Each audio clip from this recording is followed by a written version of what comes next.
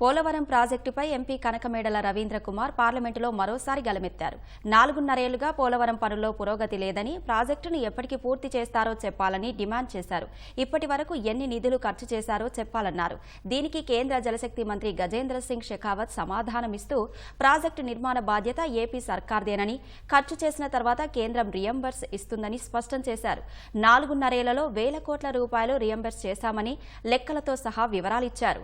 2020లో diaphragm wall ధ్వంసమైతే ఇప్పటి వరకు బాగు చేయకుండా ఏం చేస్తున్నారని మరో ఎంపీ సీఎం రమేష్ ప్రశ్నించారు. డయాఫ్రమ్ వాల్ పనులు జరుగుతున్నాయని, దీనికి సంబంధించిన నివేదికను త్వరలో ఇస్తామని షెకావత్ బదులిచ్చారు.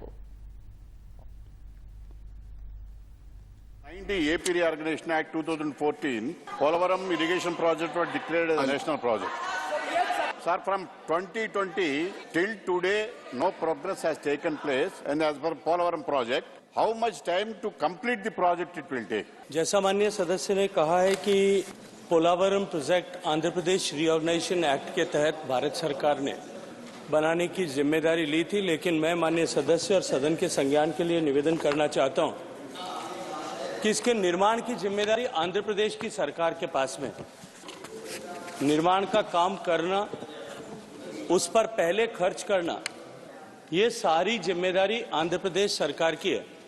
भारत सरकार मात्र उसकी वित्तीय सहायता और संसाधन उपलब्ध कराती है। कार्य प्रगति पर है। और माननीय सदस्य की जानकारी के लिए मैं बताना चाहता हूं कि इसके जो डिफरेंट कंपोनेंट्स हैं, उन डिफरेंट कंपोनेंट्स में जो काम अब तक हुआ है, उस काम के अनुरूप अलग अलग जो 8 तरह के कंपोनेंट्स इसमें हैं, उन सब की जानकारी हम माननीय सदस्य को मैं व्यक्तिगत रूप से उपलब्ध करा दूं। Sir, the Honorable Minister has stated some progress. I'll come to that, ma'am. Nothing will go on record. Progress of the work is going on. But, sir, how much progress, from 2022 till today taken place, how much is the amount invested for that purpose till today? Honorable Minister. और मैंने कुछ पहले supplementary के प्रत्युत्तर में भी निवेदन किया था कि पहले खर्च करने की जिम्मेदारी, responsibility to make expenditures is the onus of state government, and after spending the money on different components of construction, the state government raises the bill with Polavaram Project Authority, and then it comes to the government of India. But for the sake of answering the question which has been asked by honorable member, I wish to submit that in 2021, 2,234 crores have been released to PPA, and the same amount has been released to Government of Andhra Pradesh as reimbursement by PPA. In 2021-22, 751 Mr. crores Shakti Singh Gohil, 47 crores. take your seat.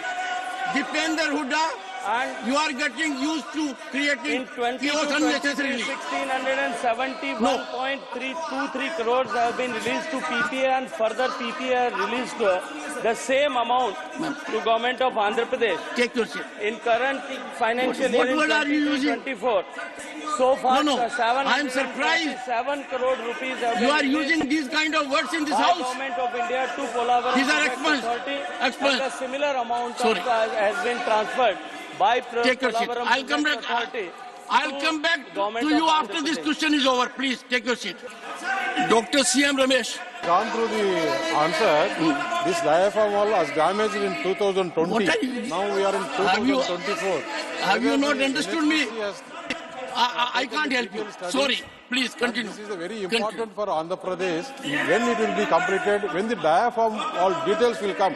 Only the diaphragm wall damage since last 4 years. So 4 years the project is stalled, sir. When it will be completed, when the diaphragm wall details, national agency, international agency, when they will give. Honorable Minister. कि diaphragm wall 2020 के बाढ़ के समय में damage हुई थी, लेकिन जब उस पर काम करना प्रारंभ किया था और ये विषय संज्ञान में आया, उसके बाद भारत सरकार के नेशनल हाइड्रो पावर कॉरपोरेशन के जो है विशेषज्ञों ने जाकर के वहां इस विषय पर पूरा अध्ययन किया था। उन्होंने अपनी रिपोर्ट सबमिट की है।